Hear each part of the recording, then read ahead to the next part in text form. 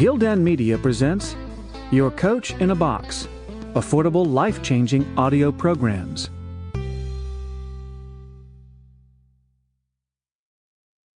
Abraham Lincoln, A Life by Michael Burlingame. Building a New Party, A House Divided, and the Lincoln-Douglas Debates, 1855 to 1858. Read by Sean Pratt. Chapter 11. Unite with Us and Help Us to Triumph. Building the Illinois Republican Party, 1855 to 1857. You inquire where I now stand, Lincoln wrote to Joshua Speed in the summer of 1855. This is a disputed point. I think I am a Whig, but others say there are no Whigs, and that I am an abolitionist. That was not the case, he insisted, for I now do no more than oppose the extension of slavery. To unite all those who shared this goal became Lincoln's quest. As he helped to build a new anti-slavery party to replace the defunct Whig organization, he little imagined that he would soon become its standard-bearer. In this party endeavor, he displayed the statesmanlike qualities that would characterize his presidency: eloquence, shrewdness, industry, patience, selflessness, diplomacy, commitment to principle, willingness to shoulder responsibility, and a preternatural sense of timing. While many joined the Republican ranks out of hostility to the South, the tolerant Lincoln played down sectional antagonism and focused on the evils of the peculiar institution itself. Difficulty in forming a new party. Of all the obstacles Lincoln faced in rallying Illinoisans against the extension of slavery, none was more formidable than the upsurge of nativism and prohibitionism. In June 1855, the prohibitionist distraction faded after voters in the Prairie State soundly defeated a measure outlawing the sale of liquor. The nativist movement, however, proved more durable. In 1855, the Know-Nothings of Illinois united to form a branch of the American Party, which denounced Catholicism, immigrants, and the expansion of slavery. Their bigotry alienated many other anti-slavery advocates, making it difficult to keep the successful anti-Nebraska coalition intact. Antagonizing the foreign-born, who constituted 20% of Illinois' population, would be politically ruinous, but so too would be any move that offended the nativists. David Davis, who shared Lincoln's views, complained that the intelligent and right-minded and useful portion of the Whig party in this state will not join the Know-Nothings. They cannot affiliate with them at all, believing their policy to be mean, narrow, and selfish, and hence the state will go for Douglas. The liquor vote goes for the Democrats, and the foreign vote, by the present course of things, is forced to go for them.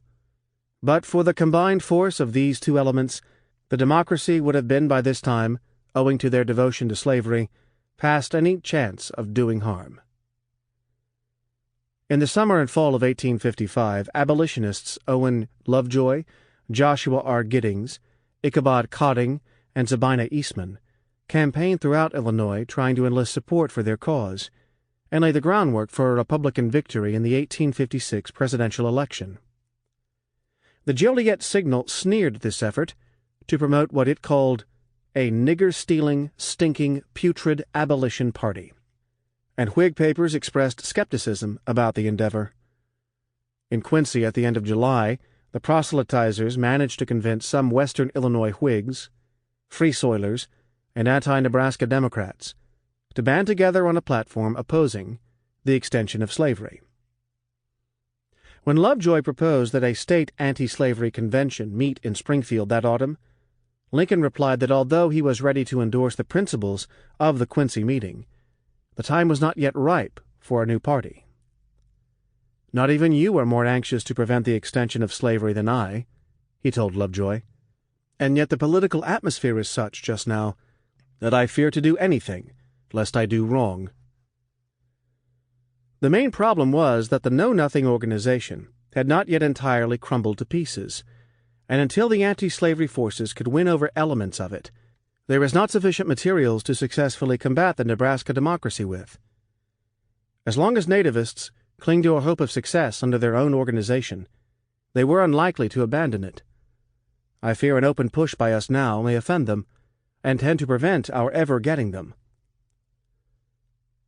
In central Illinois, the Know-Nothings were, Lincoln said, some of his old political and personal friends, among them Joseph Gillespie of Edwardsville. Lincoln hoped their organization would die out without the painful necessity of my taking an open stand against them. Of course, he deplored their principles. Indeed, I do not perceive how any one professing to be sensitive to the wrongs of the Negroes can join in a league to degrade a class of white men.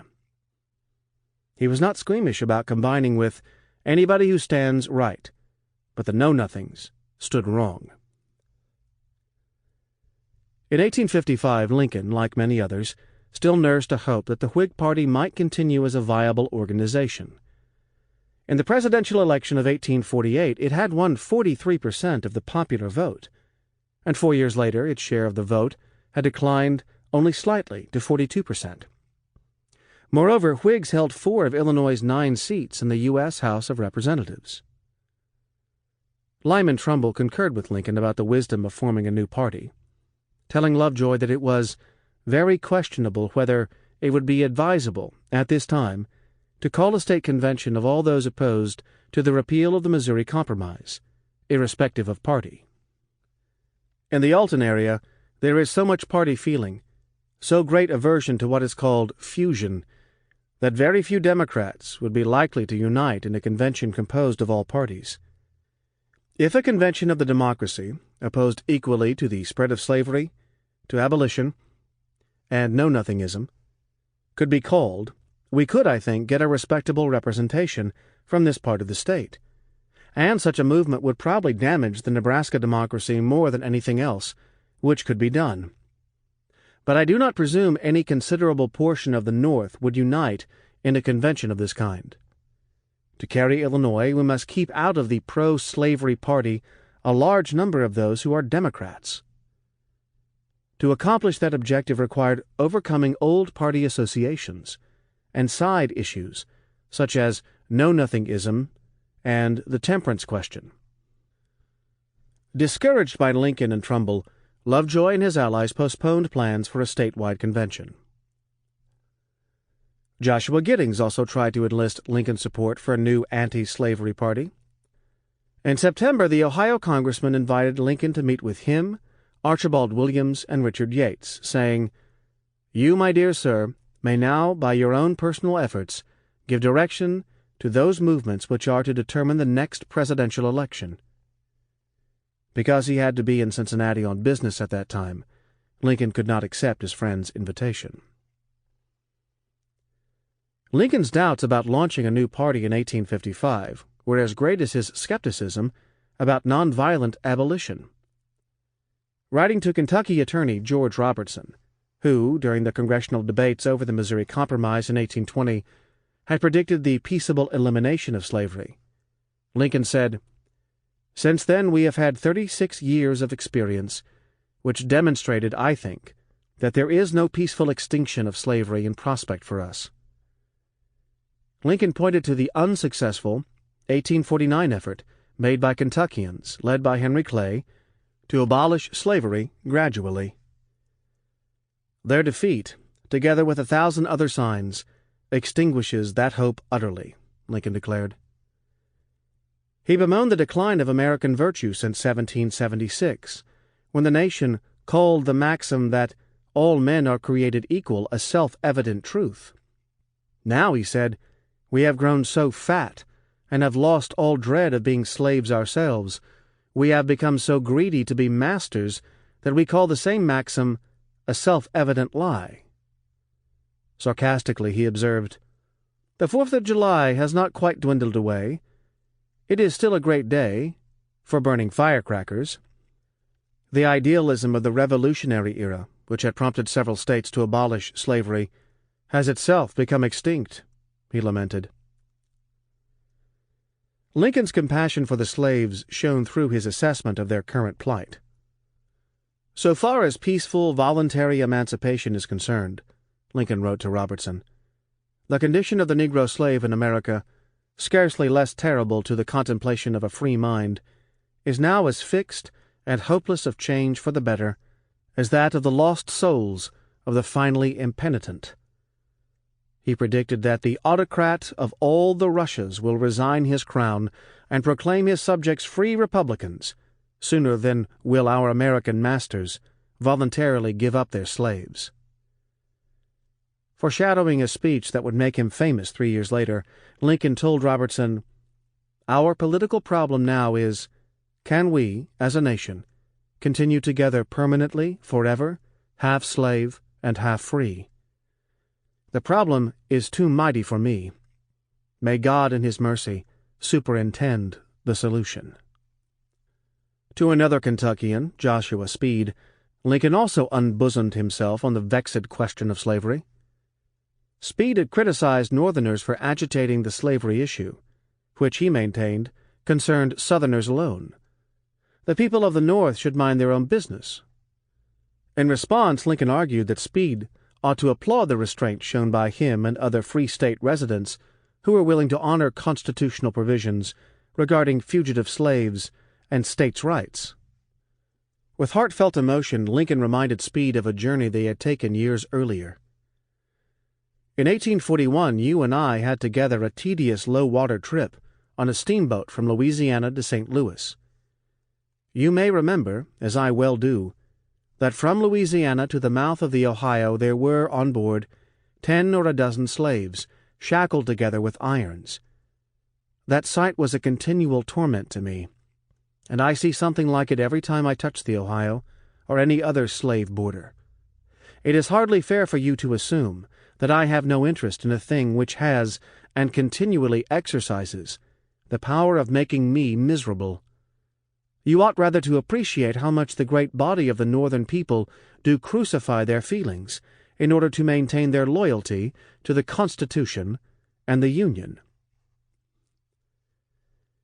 Passing from old memories to current affairs, Lincoln expressed outrage at events in Kansas, where pro-slavery forces, led by Missourians, ran roughshod over free soilers, stealing elections by fraud and violence, expelling anti-slavery legislators, and passing statutes that forbade criticism of slavery and imposed the death penalty on anyone assisting runaway slaves.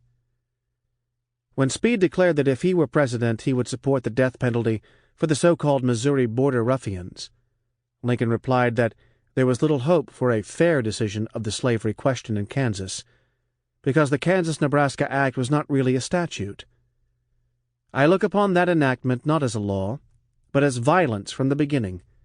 It was conceived in violence, passed in violence, is maintained in violence, and is being executed in violence." Sarcastically, he predicted that Kansas would enter the Union as a slave state, even though most settlers there opposed slavery.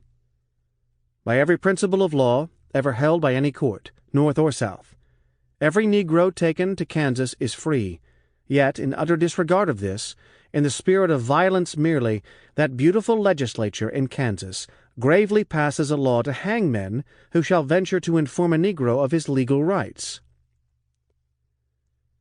The friends of slavery would prevail in Congress, Lincoln predicted, because Northern politicians were corruptible. With asperity perhaps rooted in his defeat for the Senate a few months earlier, he told Speed, "Standing as a unit among yourselves, you slaveholders can, directly and indirectly, bribe enough of our men to carry the day, as you could on an open proposition to establish monarchy." Scornfully he referred to the Democratic Party's iron discipline. "Get hold of some man in the North whose position and ability is such that he can make the support of your measure, whatever it may be, a Democratic Party necessity, and the thing is done." Reluctant as he was to deny anyone the enjoyment of property acquired or located in good faith, Lincoln could not admit that good faith in taking a Negro to Kansas to be held in slavery is a possibility with any man. No sensible person could misunderstand the outrageous character of this whole Kansas business. In response to Speed's professed willingness to dissolve the Union if the rights of slaveholders were violated. Lincoln said that he would not back secession if the tables were turned and Kansas were admitted as a slave state. To be sure, Speed had expressed the hope that Kansas would be admitted as a free state. But Lincoln rejoined, "Slaveholders' deeds belied their words. All decent slaveholders talk that way, and I do not doubt their candor, but they never vote that way. In private correspondence or conversation, you will express your preference that Kansas shall be free, but you would vote for no man for Congress who would say the same thing publicly." Echoing his 1854 Peoria address, Lincoln told his friend that slave breeders and slave traders are a small, odious, and detested class among you, and yet in politics they dictate the course of all of you, and are as completely your masters as you are the masters of your own Negroes. Though dubious about the prospects for a free Kansas, Lincoln said he would work for that cause. "In my humble sphere, I shall advocate the restoration of the Missouri Compromise, so long as Kansas remains a territory. And when, by all these foul means, it seeks to come into the Union as a slave state, I shall oppose it." In the fall of 1855, Lincoln stumped Illinois to carry out that pledge. As he had done the previous year, he followed Douglas around the state, responding to the Little Giant's attempts to reunite the Democratic Party and vindicate his record. No account of Lincoln's speeches has survived. He probably made arguments similar to the ones contained in his 1854 addresses and in his subsequent letters to Robertson and Speed. Lincoln's efforts won the approval of Samuel Hitt, who told David Davis, "I am glad Lincoln is at Douglas's heels. Douglas's friends here are using every possible means to build him up, and, lamentable to tell, they make some headway." In December, Davis reported that Lincoln made a very few able speeches this fall and was to answer Douglas at Danville, when Douglas was taken sick. The senator had come down with bronchitis and underwent throat surgery in December. He had worn himself out campaigning, not only in Illinois, but in several other states, as he positioned himself for yet another presidential run. During the campaign, Lincoln was also thinking about the 1856 election and how to promote the anti-slavery cause. He probably shared the pessimistic view of David Davis, who noted that election results in New York and Massachusetts gave such an impetus to this know-nothing movement throughout the free states, and so frittered away and weakened the opposition to the democracy, that the next presidential race will certainly be spoiled. In New York and Massachusetts, know-nothing candidates for Secretary of State and Governor, respectively, won. Rufus Choate expressed the disgust that many Northerners, including Lincoln, felt at the nativists' triumph. "Anything more low, obscene, feculent, the manifold leavings of history have not cast up. We shall come to the worship of onions, cats, and things vermiculate." To lay plans for combating the know-nothing threat, Lincoln met in January 1856 with Ebenezer Pick, Lyman Trumbull, Jackson Grimshaw, Joseph Gillespie, C.D. Hay, and Gustav Corner, among others. It was agreed that the anti-slavery Whigs and Democrats would have to work together, but they were not sure how to respond to the possibility that the know-nothings might field their own candidates for office. The anti-slavery men, who realized that a former Democrat stood a much better chance of winning than an ex-Whig, favored William H. Bissell for governor. Launching the new party, the Decatur Editors' Convention. Shortly after the 1855 elections, a group of anti-slavery newspapermen launched another attempt to unify the Friends of Freedom. In November, Paul Selby, of the Jacksonville Morgan Journal, proposed that editors of anti-Nebraska journals convene to lay the foundation for a new party. When the Winchester Chronicle seconded the idea, young John G. Nicolay, editor of the Pike County Free Press, provisionally endorsed the suggestion, not only because such a convention would be the most direct means of bringing about a triumphant victory in our next state election, but also because it will tend to bring about a proper appreciation and recognition of the power and influence of the political press. To be effective, all ultraism would have to be avoided and conservative principles adopted as a basis of union. Other editors also feared too much ultraism. Soon after the Pike County Free Press endorsed the formation of a new party, more than 20 papers followed suit. When George T. Brown of the Alton Courier and John T. Morgan of the Quincy Whig suggested that the meeting be held on February 22nd at Decatur, centrally located and well served by trains, Nicolay protested that it will scarcely leave time to make the necessary arrangements. We have plenty of time before us, and it is not worthwhile to act in too much haste. Despite Nicolay's objections, however, the recommendation for time and place was accepted. On January 10th, a call signed by 5 papers appeared in the Decatur, Illinois Chronicle, whose editor, William J. Usry, predicted an attendance of 50 to 75. But when a severe snowstorm hit central Illinois, only 12 hardy journalists managed to reach Decatur for the event. Lincoln participated in the meeting as an informal guest. He had grown more optimistic about the chances for successful fusion because hostility to slavery and to the South was mounting throughout the North, largely in response to the outrages in Kansas.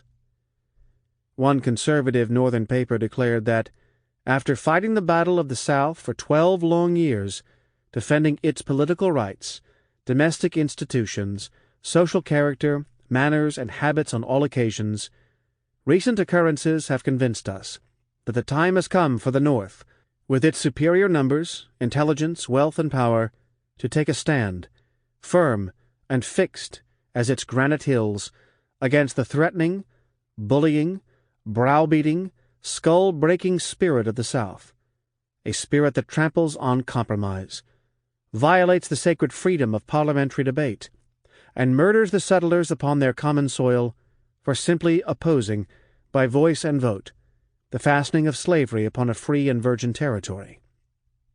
However mischievous and detestable the sentiments promulgated by the Republicans may be, they have never resorted to bullets and bludgeons to carry their points, or to silence their opponents. Republicans meeting in Decatur rejoiced at the swift decline of prohibitionist strength and had new confidence that they could defuse the nativist threat. According to Charles H. Ray of the Chicago Tribune, who would play a leading role at the editors' conference, Republicans might win the support of the 20,000 anti-slavery Germans in Illinois by assuring them that the party does not contemplate any change of the naturalization laws. Ray predicted that with such a plank in our temperate platform, and William Bissell thereupon, we can whip Douglas and Nebraska clean out of the state. Ray nonetheless feared that the Democrats were scheming with the Know-Nothings to have Bissell nominated by the nativists before the Republican state convention, thus tainting him in the eyes of the Germans. "I am still of the opinion that Know-Nothingism will damage us," Ray wrote in early May.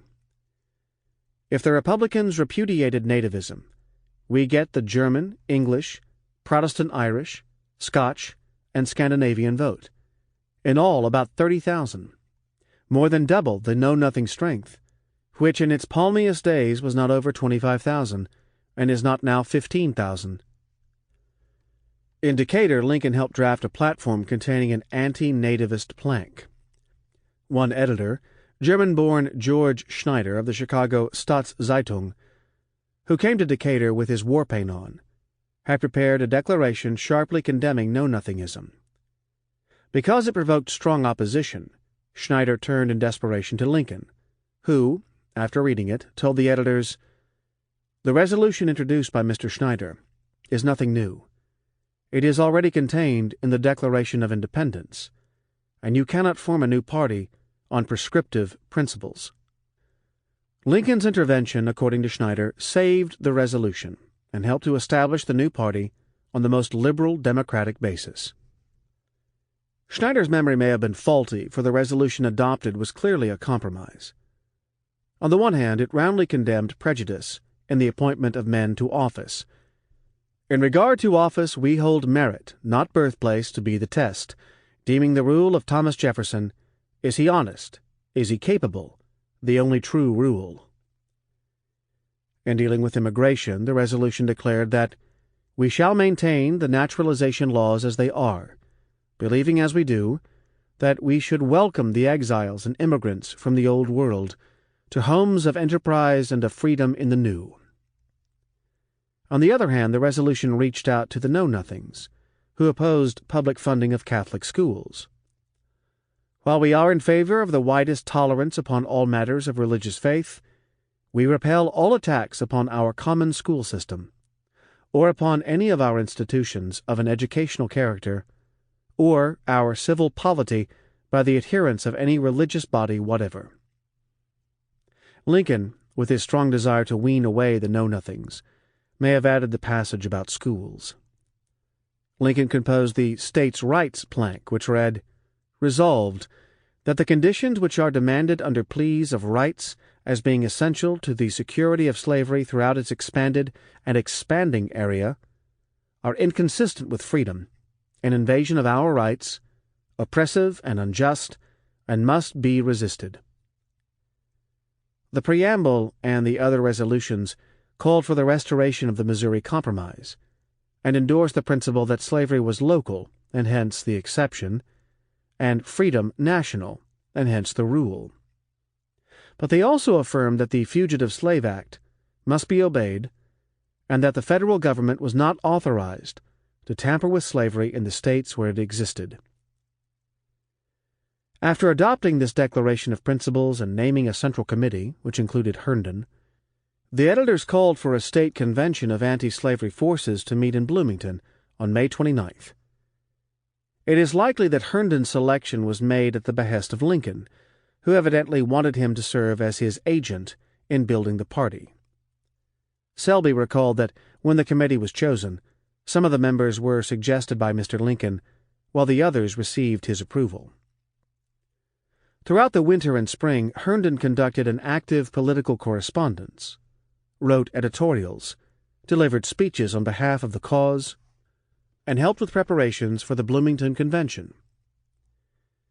By having Herndon act as his surrogate, Lincoln probably sought to preserve his reputation as a moderate. The editors did not formally endorse a gubernatorial candidate, though some wanted to run Lincoln. He, however, had been trying, along with other anti-slavery leaders, to woo the popular anti-slavery Democrat and Mexican War hero William H. Bissell, who seemed the most electable of all the anti-Nebraska leaders. In 1850, as a congressman, Bissell had achieved national renown by accepting Jefferson Davis's challenge to a duel. The Illinoisan specified that the weapons should be army muskets, charged with ball and buckshot, to be used at close range. An eloquent speaker, Bissell suffered from poor health, which made his availability problematic. Lamed by syphilis contracted in Mexico, he would die in 1860, at the age of 49. At the dinner following the editors' convention, Lincoln announced his support for Bissell. When toasted as "our next candidate for the U.S. Senate," he replied that he was very much in the position of the man who was attacked by a robber, demanding his money, when he answered, "My dear fellow, I have no money, but if you will go with me to the light, I will give you my note." Lincoln added, "If you will let me off, I will give you my note." The editors would not let him off, so, after apologizing for his presence, he spoke for half an hour. He stated that he believed he was a sort of interloper there, and was reminded of the incident of a man not possessed of features the ladies would call handsome, while riding on horseback through the woods, met an equestrian. He reined his horse to one side of the bridle path and stopped, waiting for the woman to pass. She also checked her horse to a stop and looked him over in a curious sort of a way, finally broke out with, "Well, for land's sake, you are the homeliest man I ever saw." "Yes, madam, but I cannot help it." "No, I suppose not," she said, "but you might stay at home." Lincoln said that he felt as though he might have stayed at home on that occasion. Turning serious, Sample complete. Ready to continue?